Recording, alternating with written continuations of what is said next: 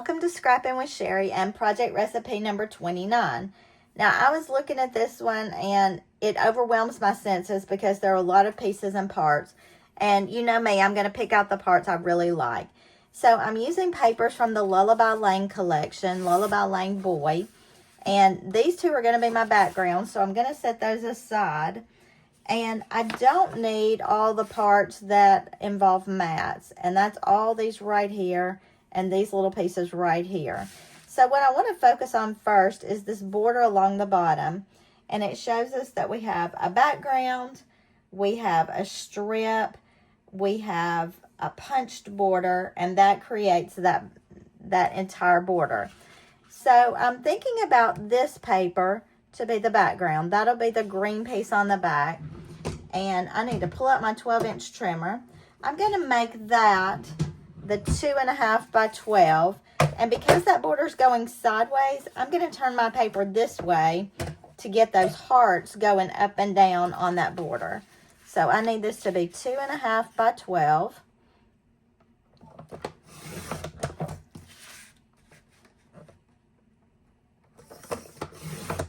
And that will be the back part of the border. That's the green part behind. But in looking at it, I also loved, no, not this one. I was going to say I loved the back side of this paper, but it wasn't that one I loved so much. So it's the back side of this paper. I absolutely love this part that says "You are so loved." And I want that to be the blue piece here that we're not going to cut apart in any type of pattern. That's a one... Let's see.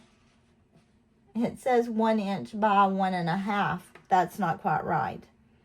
So we're going to make this 1.5. That's a typo right there. 1 by 1.5. I think it's supposed to be 12 by 1.5. But I'm going to make this a 1.5 inch border. That may be a little wide. We'll see. But again, I had to be careful of my directional parts on that. And then the next thing will be the punched border that goes along the top of that. And I was debating on what color I wanted to make that. And I think I'm going to go with this lighter on the front of this. So for my punched border, I'm going to be using the little jammies punch. Onesies, jammies. It was actually called two different things, and I can't ever remember what was settled on. And for whatever reason, I don't have my name or the name of the punch on this one. But I'm going to be using this lighter blue on the top, this gray blue, because it's going to go onto that. Let me just punch these real quick.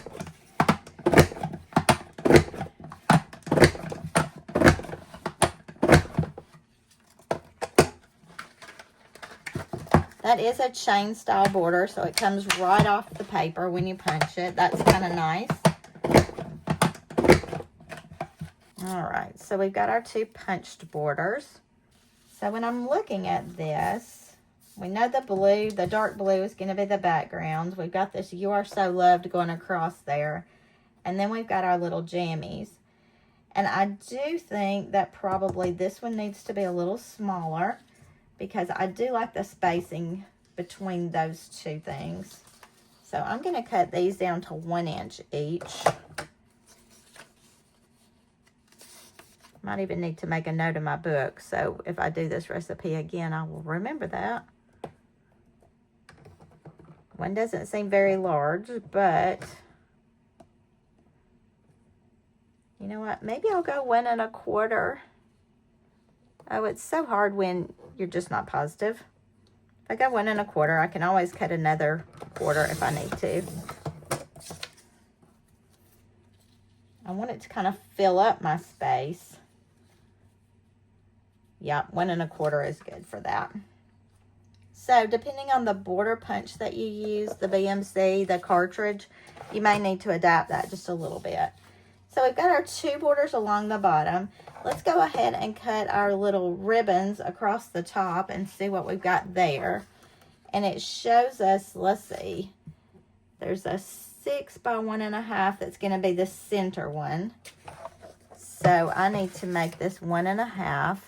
And I am cutting this one the different direction because I want those hearts to be going up and down. 1.5.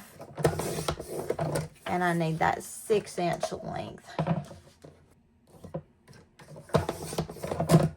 Okay, so those are the 2 center ones. And then we need to cut L and J and I and K, which will be these right here. And again, these are 6 by 1.5.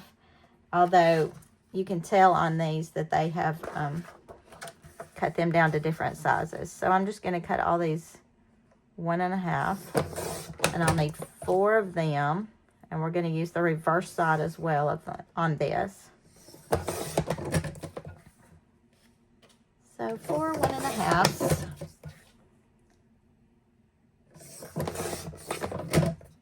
And then we'll have all of those pieces cut. And I am going to pull out my 3-in-1 ribbon punch for this. I often do these with scissors, but today I'm not. I do need to make sure that my words are going up and down and that I punch on the bottom so I don't end up with my words upside down. So using directional papers, you got to be kind of mindful of these types of things when you're doing a design where the direction is very important. The same on the hearts, because I want the tag, the little banner part at the bottom. I need to make sure that I turn these the right direction to get that cut as well. So we have all the pieces cut. Let's go back and lay this out on our backgrounds and see what it looks like. So I chose these gray blue backgrounds. I really liked the look of that.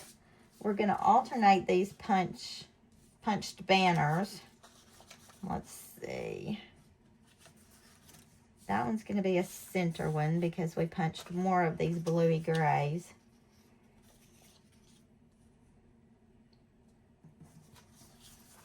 And then I'm just going to mirror that on this side, I think. And I'll play with the spacing on those in just a minute. Give us about the same spacing side to side, end to end. And then this, I like leaving a little bit of that gray blue along the bottom. The You Are So Loved. And then our little jammies. Aren't those cute? And when I pull out the pictures, you'll see why I chose the colors I did and why I chose the little jammies punch. So, our little baby boy, our grandson, was born the end of May. And he has actually already turned a month old. And my daughter took some pictures and sent them to me. I went ahead and developed those using the white mats. And then she put a little thing on Facebook that I thought was really sweet. So I just screenshot that and printed it out. And all of these pictures are not the exact same day. He does wear this little onesie a lot. But I wanted to be sure to show several representative pictures. And she put in her little write-up that Big Sister's finally coming around to him. He's giving some little cheesy grins. So I wanted to represent those things in what she wrote in her little write-up. So here is our layout for it. Now let's get our handy dandy tape runner. We love this big jumbo tape runner. And let's tape this down. Now I'm probably going to start from the bottom up because I want my borders done. And then I want to space these. And then I can space my banners according to that. But I'm loving the way this looks. And how simple is it? So we're going to speed this up. And you're going to see how fast I can tape all this down.